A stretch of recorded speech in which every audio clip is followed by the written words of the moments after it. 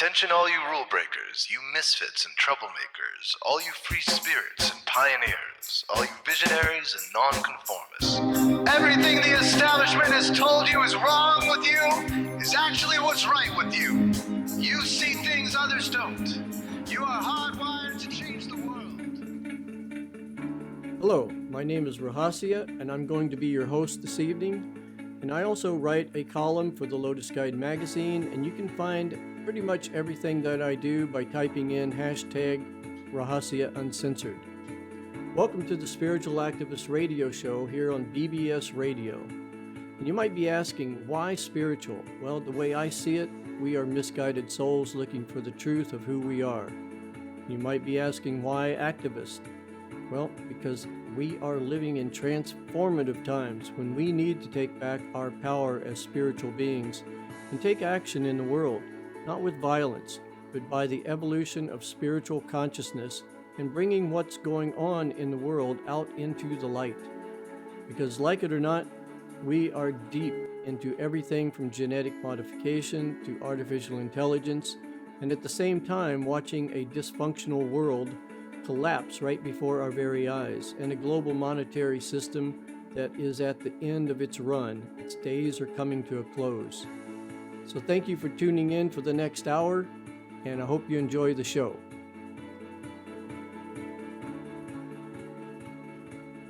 Okay, today we want to introduce Elana Freeland to you, all of our listeners who haven't heard of Elana Freeland. Let me just read something off here. Elana Freeland has written one of the best researched books yet on chemtrails and the larger question of what's going on in our atmosphere and where it's headed, which I think is where your next book is headed, is where's all this going? She's written and researched the deep state and also stories on the survivors of our government's MK Ultra programs. She's also covered ritual abuse and the use of invasive electromagnetic weapons. Her book, Under the Ionized Sky, From Chemtrails to Space Fence Lockdown, is the book that caught my attention, which I recently reviewed for my magazine, The Lotus Guide. You can find out more about Elana at www.elanafreeland.com. That's ELANAFREELAND.com. Okay, Alana, I think that's a pretty good introduction for you, and it probably doesn't even scratch the surface.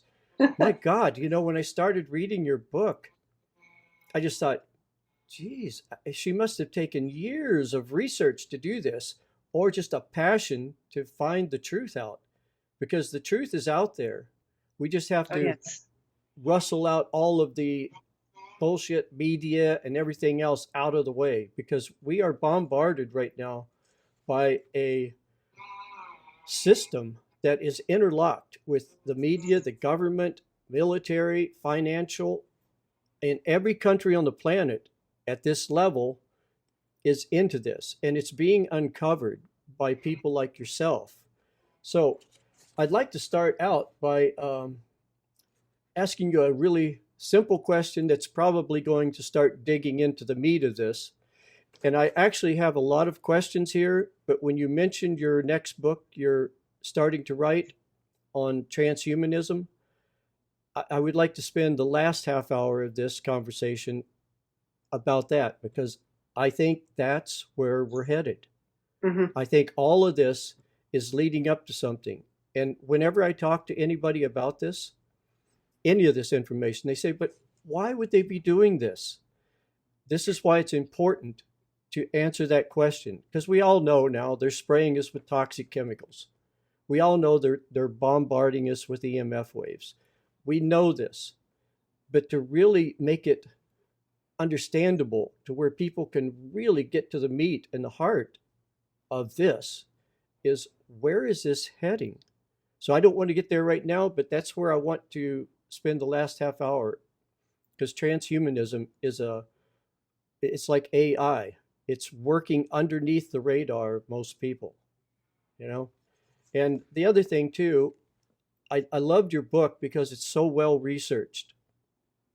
And I really am trying to reach, I really respect Jamie of A Plain Truth, Deborah Tavares, they're really great, but everybody I talk to is the choir, and everybody else, it's too much for their head just starts to explode when they hear this stuff that way, because it's pretty detrimental on every level of the human. I mean, from spirit, mind, body, everything. We're being attacked right now. The only thing that can make it feasible to where people can actually think about this is facts. Because I think it was Mark Twain that said facts are pesky little things. Once they're out there, they don't have to be supported anymore. Because if you put a lie out there, it has to be supported by other lies. Then those lies have to be supported. The first thing you know, you've got to create organizations and governments and military to support that. But once the truth is out there, it's just this tiny little light that will not go away. So let's talk about some truth here and some of the things that you've actually uncovered. So one of the questions I'd like to get into is they just put up LED here in, see, I live in Paradise, California, where we had the fire that wiped us out. Right, right. You know, we lost over 15,000 homes. They say only 87 people, but I was actually talking to a fireman. He says, I know of one assisted living place, and we lost them all. Oh And they're not being reported. I talked to John Lord. He's an ex-fire captain out in Lake County. He said there's about 1,000 degrees that we can't account for. You know, there's a lot going on there too. But now they're putting LEDs out front, and it makes me curious what that's about. Right. Yes, I go into LEDs extensively in the third book that I'm finishing now. The fellow in UK who has taken apart one of these street lamps that they use in UK, his name is Mark Steele. He has a very heavy accent.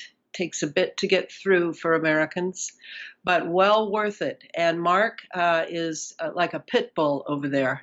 They tried to jail him, and the judge let him walk because he is actually an expert in his career. He has he's very similar to some other people who are also talking out about 5G and the Holocaust that will follow from that technology.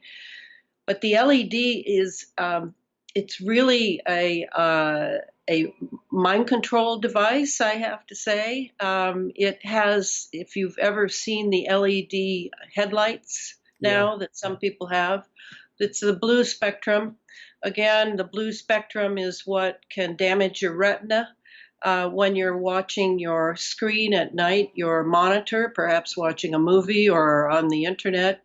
And it is the same sort of thing with the LEDs. However, the LED street lamp also covers a weapon system, which is very much a microwave weapon system. And Mark Steele goes into detail in that. I don't know the names of the YouTubes. They're short. And he shows everything about them, that this is a military system. And I think that's the strength of how I look at things in this technology. A lot of my cohorts in the anti-geoengineering movement on the internet are covering weather extensively, which I'm very grateful for. And I covered weather extensively in the first book. And then in the second book, the first book was entitled Chemtrails, HAARP, and the Full Spectrum Dominance of Planet Earth. And that came out in 2014. The 2018 book is more about how that system, basically based on HAARP, High Frequency Active Auroral Research Project experiments, and the chemical trails coming out the backs of jets, and making a very thin, dry cloud cover that is not at all like the cirrus clouds of yesteryear. I took that system and exposed that it was the base, by which they were going to establish a space fence lockdown. And the term space fence comes straight from Lockheed Martin and from the ancient SDI, Strategic Defense Initiative of the 1980s under Reagan, George H.W. Bush, and Cheney. So each system is growing out of the previous system. And the space fence, a lot of people call it the smart grid. But I wanted to give it its real name to show its military origin. It is military. And that's what Mark Steele is getting at about the LED street lamps. They are of military specifications. This is why they use military language too. Instead of rolling out 5G, they're deploying it. That's right. It's loaded with military language. And if I could bring this in, I think the LEDs is a good place to bring it in. This technology that seems to be separate, all these separate technologies, these units, these conveniences, like now we find out, at first we heard about the 5G being the next generation of the 4G. Then we find out it's not really the next generation. It's really a completely different technology built on millimeter waves. And then we find out that it's actually tied to the Internet of Things, the IoT. And so, it's slowly, as you study this, you see that each one of these public concerns, I think a lot of people are very concerned about 5G, which they rightfully should be. I think a lot of people have awakened to the dangers of electromagnetic radiation from all these devices. People seem to not be able to live without for their convenience and their comfort and entertainment. And you see that each one of them is tied. I mean, I can tie the vaccination programs and the GMO foods to this technology that I've written 2 books on. They're all of the same being, the same creature, the same entity, whatever you want to call it. It's all part of what I said in the first book is the doctrine, a military doctrine of full spectrum dominance. And the full spectrum dominance, you need the big picture is how I feel. The reason people get confused is they think these are all separate issues. But the big picture is that full spectrum dominance is really born out of what the investment analyst Catherine Austin Fitts calls the secret space program. And the secret space program, as she has discovered through looking mathematically at it and financially, is we're at least short $21 trillion from the American budget. More like $66 trillion now with a second look. And where has that money gone? And she and I both agree that it has probably gone into the secret space program, of which geoengineering is, as I call it, its handmaiden, because geoengineering is about far more than weather engineering. And yes, to me, all the weather is engineered now. There is no natural weather other than the moisture systems that arise from the South Pacific and then are immediately manipulated. So there are 6 other operations that happen in geoengineering, which all, again, are to achieve full spectrum dominance over planet Earth, every aspect of it, from cultural to scientific, so that the secret space program can move it to its agendas that it seeks to do, which are basically to, yes, leave the planet, explore the solar system, dominate the various minerals and things that we can get from these planets. I mean, the sky's the limit. It doesn't mean what it used to mean now. Not at all. So when you talk LEDs, this is how my mind works. I'm sort of known as the big picture girl. I mean, that's how my mind works. I can do big picture things because there's sort of a landscape in my head, and I can see pretty far, and it's very organized as I as I go deeper into a topic, I can see where it's connecting and that sort of thing. Well, you know, just to interrupt for a second, one of the important things about what you're saying right now is you can picture, if somebody gives you a picture and it's just a jungle and a mass of bushes and trees, and they tell you that embedded into that picture is a donkey and a cart, and you can't see it, especially if it's too close. You've got to stand back, and even when you stand back, you go, I can't see it. But if somebody points it out, from that point on, the donkey in the cart jumps out at you. You cannot not see it. And this is the importance of information like you're bringing out, because once you see the conspiratorial connections of all of this, you have to be a little careful too, but it is all connected. And once you see that, it's really unfortunate, isn't it, that we live in a national security state because of the National Security Act of 1947, because of the Operation Paperclip Nazis that we snuck into the country at the end of the war and ensconced at our military bases and our hospitals, our mental institutions, our universities. It's really a shame that they've taken out one of the biggest pieces of the puzzle to explain all of this, which is the secret space program. And, as soon as Kennedy was dead, this took off in an amazing way, but always in the black, as they say, covertly. And if it ever came up in any appropriations meetings in the House or Senate, immediately someone would call national security and it would go under wraps into another discussion in another room. So this is the problem. A democracy or a democratic republic, however you look at our nation and our Constitution, cannot survive under this secrecy code. And John Kennedy knew that and was attempting to throw that off by confronting the CIA, which was a very bad idea that unfortunately was signed off on along with the National Security Act. So I always say, we're going to look at the big picture.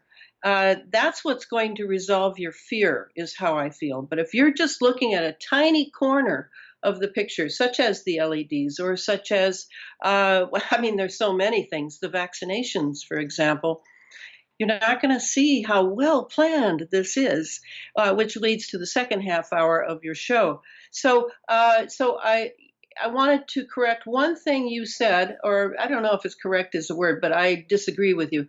It is not more facts we need. Yes, I'm known as the fact. I love facts. But it's the ability to put them in the right context so that we know what the facts are saying. We have plenty of facts barraging us every day from the internet, television, wherever. And people have never been so poor at thinking and reflecting as they are now, much less discussing and debating. Can't even do that. Everyone's way too emotional. But this idea of context, if we can get the right context, then we can put on our armor, we can, gird up our loins for what we, the people, stand for. But by just clamoring over one aspect, I know it's not going to work because this is a very big picture. This is full spectrum dominance of an entire planet, an entire era.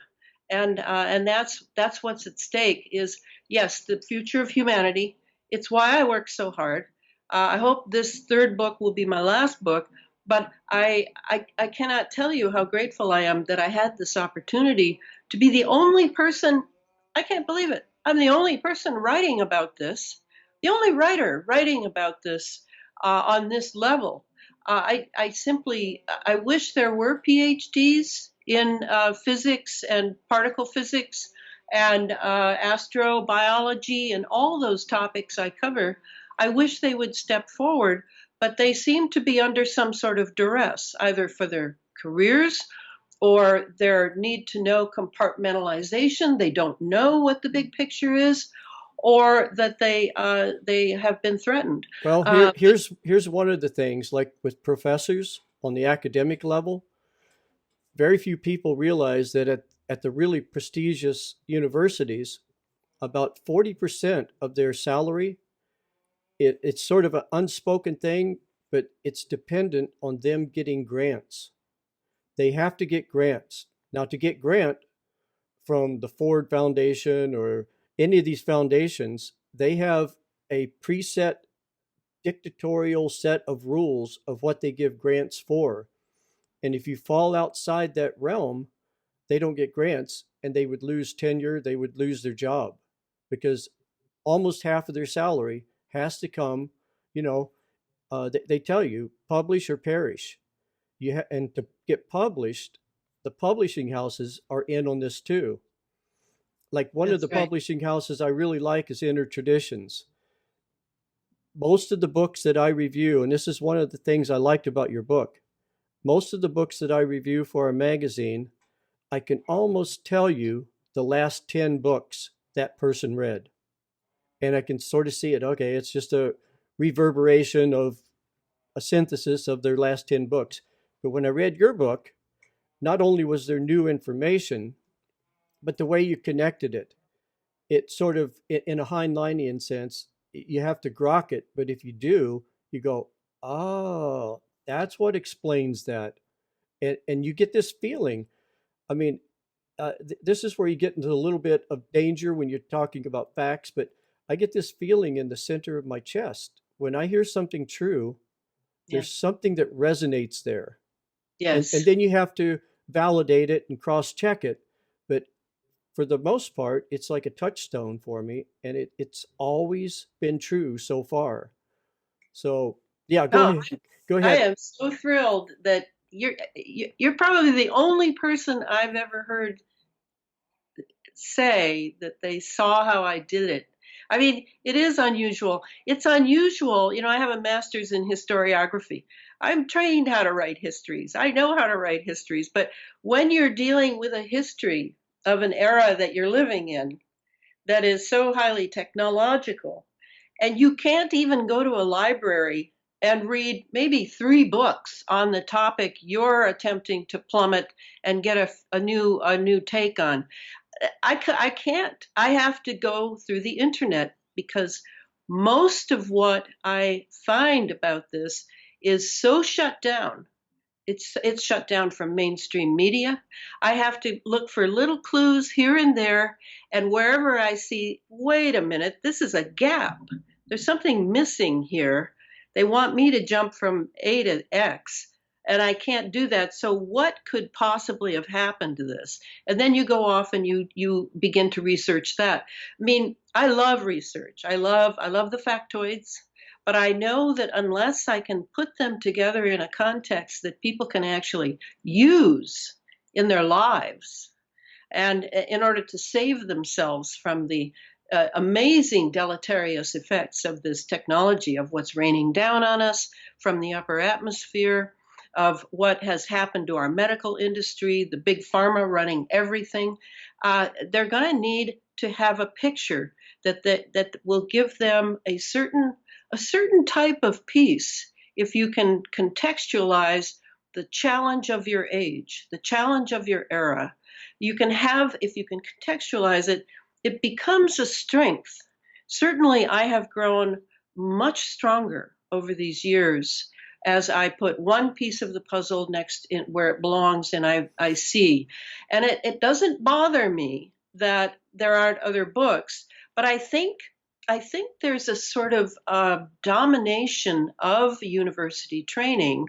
I took a long time to get my BA, and I had a double in biology, my second degree, BS. I really spent the time in the 60s traveling, looking around, writing about the political unrest of my time. I mean, really, I think that when you're born into a time of great turmoil, such as we have now, it's just a different style from the 60s, that it behooves you to really take a close look at what the themes of your time are.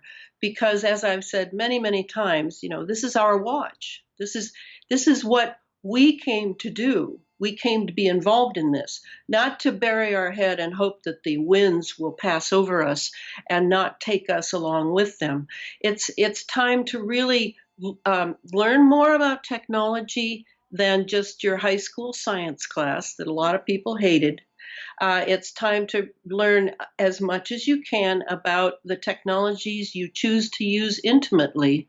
And one way you can do that is to see how it connects to the ionospheric chemtrails experiments that went on until 2013. There are still experiments going on now with weather. Right now, they're doing the big cold front thing in the Midwest and going into the East Coast.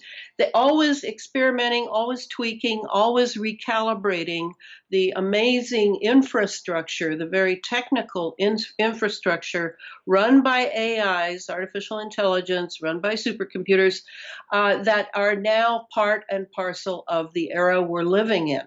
It is not a matter of can we stop it? That's a question that I would never ask. There is not a way to stop it. Is there a way to ameliorate it? Yes.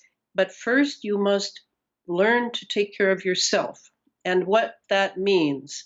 And what are the primary things to be aware of? Now people are becoming aware of the electromagnetic influence on the brain, and people are not putting the transceivers up to their brain. They're texting more. They're holding it out here. They have microphones.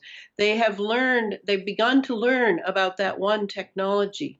Now they're building the smart city. And this is a UN endeavor. It's Agenda 21, Agenda 2030. It's a huge infrastructure once again, but the smart city will be a primary experimental zone for an electromagnetically run civilization, period. Yep. It's not a matter of a convenience. It's a matter of all the way from things talking to other things and reporting into fusion centers to brain-mind interface in which one's humanity is at stake. This is all happening right now, and it has developed much further than you or others probably know, because our mainstream media are completely controlled. You cannot run something like this with a free press at all. Do you know some of the people that do know about this? And I wrote an article for a magazine a couple of issues back about flat screens. And I started realizing that the executives, the researchers, the scientists in Silicon Valley, they do not allow their children to have anything with a flat screen. They go to Waldorf schools where the teacher has a piece of chalk and a chalkboard, because they know that there is a neurological dysfunction that happens by simply looking at a flat screen, period, all of your life. That causes two-dimensional thinking, which is really makes it difficult if you start wanting to get into geometry or anything in the 3D world. But it's even deeper than that. Yes. And I think, I'm so glad you brought that up. You know, I was a Waldorf teacher for many years. Oh, yeah? Yeah, I started 4 Waldorf schools. I mean, I was totally dedicated to children being able to have a non-technological upbringing, at least in the first several years. Why does that not surprise me? Yeah, I was deep in. Okay, so if we look at how it's going, we now need to find our role in it. And in order to understand that role, we have to look at some of the mindsets we've assumed come with life. And to me, I don't assume them at all.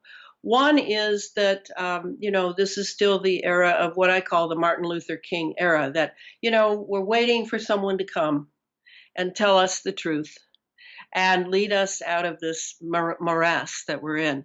Well, Martin Luther King is not coming. That era is over and done with. Our experts cannot be trusted because they are absolutely controlled. Now and then, one whistleblower will arise here and say a few things, and then another will arise here and that. But we can't depend on that. Those are sort of just maybe breathers. Those are breathers. No, we now know that the parent figure idea of our authority figures in our government are faulty, or else, it's a sadistic bad parent that we have that doesn't care about us, and we are all orphans. However you choose to look at that, it's time to move beyond that meme. We now call it a meme, the meme of the good parent government. Well, That is it's not. disempowering too. And if you look around, even from well-meaning parents, it's disempowering to give all your power away. Then you grow up, the church, you give your power away to God or whoever it is. You get into addiction, you go to a 12-step meeting, you give your power away to the next highest power. Corporations, it doesn't matter. Everything is built on dividing us and having us give our power away. And we do that in the name of comfort, security, and unfortunately, stuff. We are so commercialized to buy stuff to fill up this void that we've created ourselves. And it's under the guise of commercialism that a lot of this is being pumped out. AI, the algorithms, all of that is working out there. Like when you go to Google or any of these social networks, they make their money by selling your information. And most of your information is going to third-party people to sell you stuff. And it feels good. Oh, I just mentioned shoes, and now shoes is on my Facebook page and everything else. But this information is only the tip of the iceberg. They're rolling out the technology underneath it for a very, very dark reason, as you probably know better than me. And I tell you what, we're halfway into this. You and I could probably do a 5-hour interview, but I really want to get into the book you're writing right now. And I think to set the pace of that, it's important for people to realize a few things. One is we have runaway systems that are feeding back on themselves. And now we've reached a point where they're feeding back on each other. You get into this with geoengineering, all the different things they're doing. There's like 36 feedback systems that are starting to feed back on each other. But on a larger picture, like you like to see and talk about, we have the environment, we have artificial intelligence, technology, the financial system, and bioengineering, the genetic research. These are all programs that are going out of human control pretty soon, and it's entering into AI. AI systems are already coming up with their own algorithms and stepping out into the future, and in ways, I mean, the game Go is a good example. Nobody on earth can beat an AI at the game of Go because there are as many moves as there are stars in the known universe. And it can go out there with trillions of possibilities. And who's to say, as AI gets smarter and more self-aware, that it's going to say, these humans, they're not going to be able to handle this. So I'm not going to really try to explain where I'm taking this. I just know it's going to be a better way. A better way for who? That would be the question. So I think as we get into this subject on transhumanism, I have to tell the readers, this is one of the things that sort of creeped me out when I started really thinking about it. But then I realized we need to think about it. We need to think about it deeply, because transhumanism, what are we transforming into? And what is the end game here? And does all of this line up with everything you're talking about? Yes. Okay. So now I can go toward what I'm always thinking about now, because I'm 2/3 done with the book, but I have a third more to go. And it's the working title at this point is Smart City Lockstep: How Geoengineering, Nanotechnology, and Synthetic Biology Serve an AI Transhumanist Future. Okay, so long title. I always have those long titles, the secondary part of the title, because I want people to know these are things that all work together. And particularly now we're going to bring it down to our own bodies and our own brains.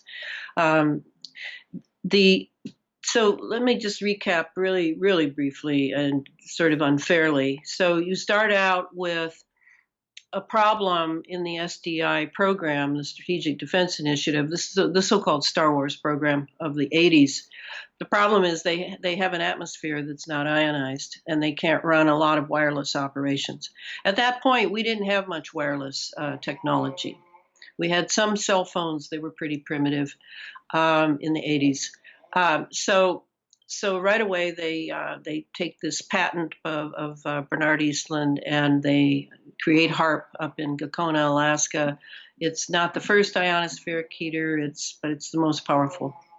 And then they start experimenting with the ionosphere. And what they want to do is they basically want to bring down what's in the ionosphere, namely ions, namely electrons that can be ionized, and bring them into our atmosphere and sort of create a mini ionosphere here so that they can keep wireless operations going. However, to do that, they're going to need a lot of particulate matter because you can't do this in a vacuum. So they start laying jet trails, lots and lots, military, commercial, everything, all these particles. And among these particles, they're running other operations, other experiments, biological, electromagnetic, chemical, neurological. They're running all these other experiments. As long as they've got a detritus coming down, they can load it with other stuff. So we're breathing all this in as it falls from the stratosphere. A lot of it ends up staying in the stratosphere and rotating with the Earth, creating this ring around the planet at the midpoint, around the equator, which is the cover of my second book. So we're kind of sandwiched between that ring and all of the conductive metals up there and our own infrastructure down here of radar installations, NextRads, cell towers, Gwen towers, cell phones, all fiber optics, all of it. It can all be calibrated to work together and in a pulsing manner, in a rhythmic manner, which takes over our resonance and basically plugs us in. And that's what the space fence lockdown, smart grid lockdown is all about, plugging us in. Well, now we're plugged in, and you probably don't feel it other than your diminishing health issues, your diminishing ability for your immune system to defend you, your inability to concentrate, your inability to remember what you just were thinking about. All of these are symptoms of being plugged in, and other things, of course, other things. But once we're plugged in, now I need to see. I'm finished with the second book. A whole new sea of ideas have erupted for me. Things I need to research. I've been collecting lots of articles and data and talking to people, getting relationships going with scientists and PhDs and people that have information. People who've been sick with Morgellons have been valuable to me. Describing the Morgellons, describing the outbreaks they have. All of this is sort of churning around because there's really nothing I can read that's really a study of this. I read small studies, and now I can begin to see, and I really believe it's through my sleep life. When I go to sleep at night, I do a little bit of reading before bed. I'm careful about what I read. I don't have a television. I might watch some old movie on my computer, but I have no cell phone. I'm not a Luddite by any means, but I'm cautious. I'm cautious because I have only this brain and only this body, and I want to take care of them as long as possible. But in my sleep life, I literally am gone all night. I know that. And then when I come back in the morning, and usually I don't have a disturbed sleep, sometimes I do, ideas that were percolating the day before have now transformed. And now I know more.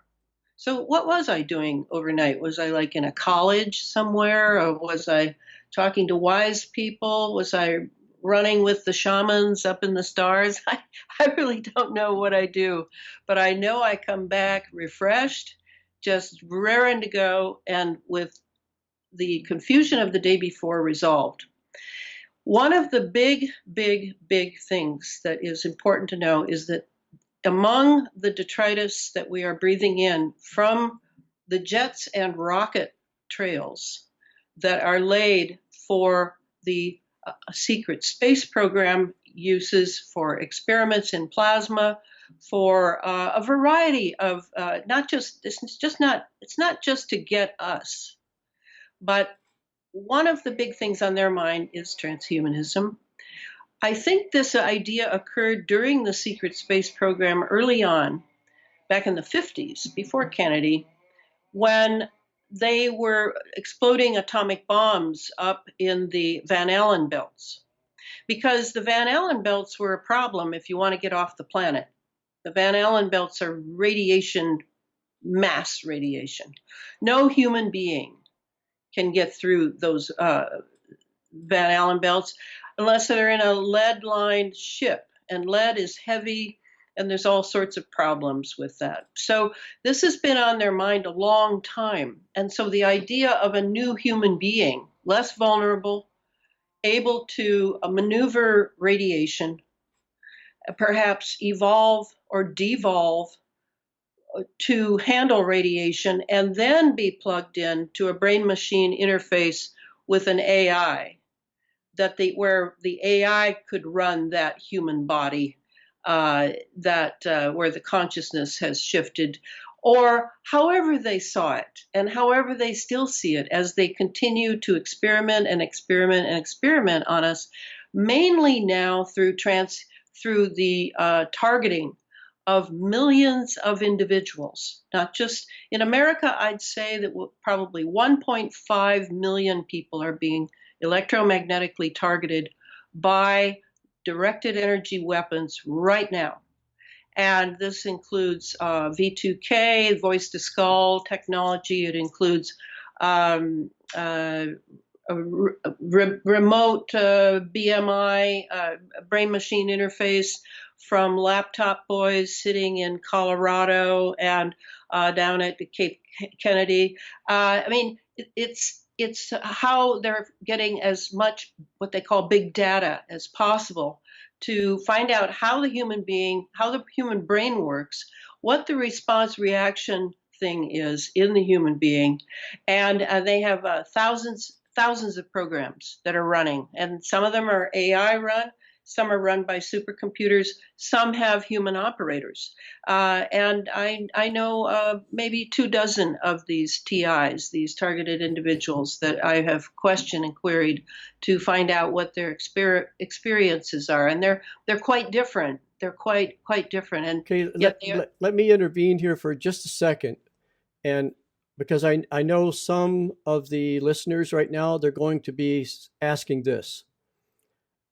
What if they know something we don't? And what if this is the way of the future evolution of mankind, including genetic engineering? Have we reached a point to where we need, because let's face it, Elana, we're not doing a good job on this planet as Homo sapiens. Maybe there's a point where we realize we have to take control of our evolution in these ways, especially with genetic engineering. But even with all this technology, do you think there's a possibility that this is the only way that they figure, right or wrong, that we're going to survive? I think that they are very much of a mindset similar to what you have said, that there's something lacking in the human being, vulnerabilities that they would like to see gone. And we all know from when Robert McNamara told us that we use 0.1% of our innate intelligence, our brain intelligence. But it's a good thing you brought this up, because you have to come to terms with what you think a human being is. Now, I hear people all the time blaming the human race for everything that's going on. I don't perceive it that way. There are humans who do these things. And then there are the incredibly gifted and courageous and giving, beneficent human beings that we have called our saints and our artists and our philosophers. And I mean, there's a certain beauty to the human being that I absolutely refuse to merge with the machine.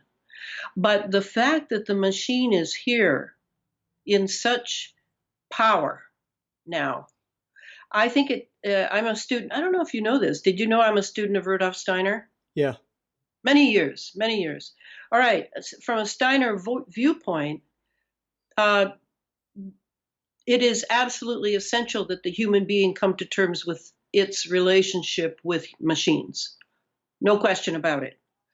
But that era was almost 1,000 years ahead of us now. That was to happen later, after our moral development, Right. and our ability to see that our brother is ourself, and that, you know, all these sorts of what people consider Christian virtues, but really are well, the Greek as well. I mean, they're virtues that we would have had time to evolve to do that. But the machine era has come early, so we're in it. We're in the soup. All right. Yep. So now it's like, you know, Plan B has to come up. And I think I'm a Plan B person. I mean, I definitely am a Steiner person. I have a Steiner worldview. I believe in a divine world. I know I died in a wave when I was 22. I know that when I die, there is another world coming, and that I will be a lot. You know, I know a lot of things just from my own. I think the fundamental aspect to Plan B is transparency, because, like it or not, like you say, we're into this now. Yeah. And our only hope is to make it as transparent as possible so we can keep an eye on it. Well, I think among we the people, yes. That is certainly not indicated in the ones we're pitted against now. Because these people, I think of right away of Geordie, I don't remember his last name, Geordie, who is the discoverer, founder, creator of the D-Wave adiabatic quantum computer. D-Wave is, you know, I've spent a lot of time on D-Wave. I've had wonderful discussions with Anthony Patch, who is sort of my go-to guy for CERN and D-Wave.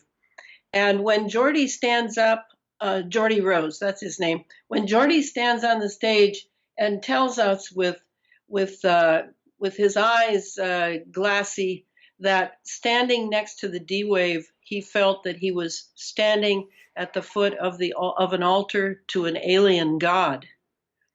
I realize I'm in the presence of yet a religion, Right. a new religion. It's an AI religion, and it is completely captivating, because look at what's being offered: a certain form of immortality on the earth, enhancements beyond belief. And a relationship with a highly sophisticated race of machines that are self-evolving. I mean, I get it. I get that it's very captivating. But the human being, this is not the finished product of the human race. What we have now, we're like barely out of kindergarten. I don't even know if we are out of kindergarten yet. But the evolution of a human being out of free will takes a long time. And if you don't have the belief system that you live more than once, I can see the futility of this. Like, my God, you know, I'm almost dead. And what's happened? Look at this mess. I'm going to leave this mess. That's the way it is. Well, I always say to people, this is a long war with many battles and in many time frames. I am absolutely certain of that. So if you have that worldview, we're back at the worldview problem. If you think of it just this mess, and all politicians can't be trusted, and you know, and America's just a cesspool, and human beings can't be trusted. They're always in a power grabbing situation on the earth. If that's the thought form you're following, you're on a very different path from someone like me. Well, I think it's also really important to realize that no matter who, Dick Cheney, Bush, none of them get up of a morning and say, okay, today I'm going to set out into the world and do evil. We have to understand. I don't know. I think some do. Maybe. Yeah, that's possible. But, especially Dick Cheney. Well, but then, you'd have to get their definition of evil, a necessary evil. Right. And they live in the details of our life. But I think as we go on, I have this sneaky suspicion that in the even larger picture, I have a feeling that out in the universe, there is a war going on, and it's going on between carbon-based beings and silicon-based beings, artificial intelligence and biological intelligence. And I have a feeling it's been going on for a long time. Like there's pretty strong evidence that the little grays are synthetic beings that were created by a more advanced race. And they can go through the Van Allen belt. They can do space travel. And they could probably implant their consciousness into an AI mainframe very easily. Yeah, but now you're going into a realm I can't follow you into. You're going into your own thought forms about I know. something invisible that I have no knowledge of. Okay. I really don't. Well, so let's keep my feet on the ground then, well, and continue on. Right. As soon as the word grays comes up, I'm bailing because that's a complex issue. Yep. All right. So now I want to bring in the next thing, and you're keeping me on track too. The nanobots in our body and brain. Okay, the nanobots. This is my problem. This is the nanotechnology problem. I have in chapter 3 in the Under an Ionized Sky. It's not a long enough chapter, but at least it scrapes the surface of this problem of nanotech. And I go much more deeply into it in this next book. Nanotechnology was passed by Congress with no testing, no nothing in 2002. It just sailed through. And it's in everything now. It's in foods. It's in it as thickeners. It doesn't have to be listed. It's in clothing. We're breathing trillions of them a day. The military industrial intelligence complex is smearing the upper atmosphere with sensors, nanosensors. We have those in us as well, and those sensors also have programming in them, which can be accessed remotely by what I call the laptop boys. So all of this is one big data surge for the full spectrum dominance of the planet, all the way down to the human genome and DNA. Absolutely, no question about it. They are hands on deck all across the board. This is like the wet dream of the secret societies for thousands of years. This is the wet dream of the power mongers, the people who I don't know what lives in them, but they despise their own humanity, and this is what we're up against. And in your picture of this war going on out in space, I'd say it's going on right here. It's the nanobot problem with the 5G and the IoT that I think is so crucial for people to know. First of all, I own no cell phone. Why? Because it's a weapon system. I don't need to own a military weapon by which they can access me, not just track me, but access me 24/7, because everyone is now being pulsed with various frequencies for experimental reasons, for control reasons, all sorts of reasons. And so when you have a mood that suddenly comes across you, or you have a thought that is not like you, or you see that your neighbors are all arguing, or you see that something else is happening, people are crying at the mention of the word Trump, whatever it is that it seems extreme and sort of ludicrous, you are blaming the humanity that is doing that, when really it may be the remote control. Well, to add a little bit to what you're saying right now, I was listening to an interview that Prince did before he mysteriously died on drugs, and he wasn't into drugs That's at right. all. But Yeah. he said that he can remember growing up in the poor neighborhoods. He said, we used to all play together.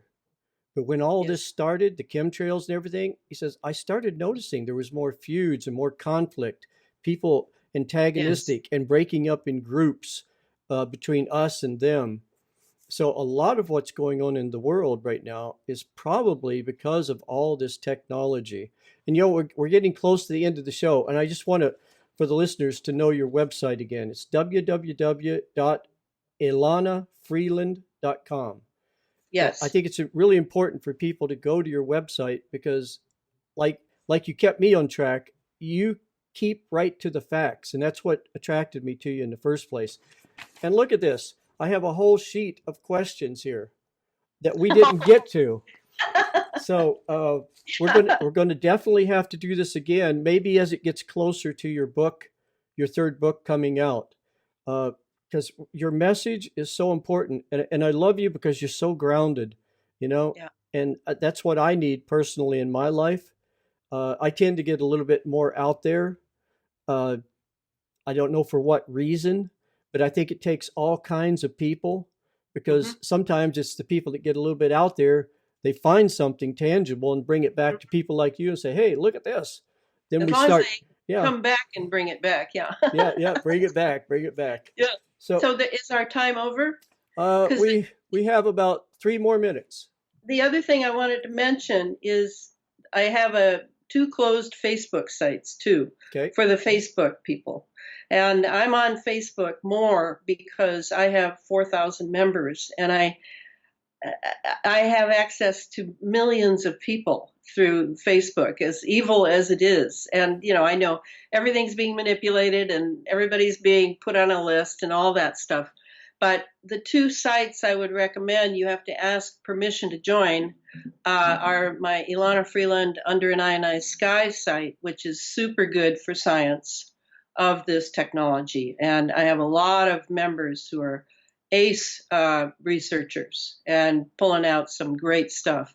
And then the other site is almost everything else, which is the Elana Freeland Sub Rosa America site, which is the name Sub Rosa America is based on a fictional history series I wrote before the chemtrail movement grabbed me. And that is really important to understand what's happened to America since John Kennedy's assassination. And I highly, highly recommend, because I did it in a fictional format so I could comment on America. But it is primarily a history series that belongs right next to Howard Zinn's The People's History of the United States of America. Do me a favor and email me those two websites, and I'll make sure that. And if you're listening to this on the radio show, you can go to the YouTube channel, and I'm going to post those websites on there also, and I'll get them on the description on the radio show also too. I'll send you two. Okay, I'll make sure they all get up there. All right. Sorry we didn't finish. There was a few things more I wanted to say, but hey, that's always the case. Well, that means we have to come back, and it's better than finishing everything and sitting here for 20 minutes not saying anything. Yeah, a fat chance of that, huh? Yeah, fat chance of that, huh? Okay, Alana, I'm really honored that you took the time to do this, and definitely we need to do this again. Okay, thank you so much. Absolutely. Thank you.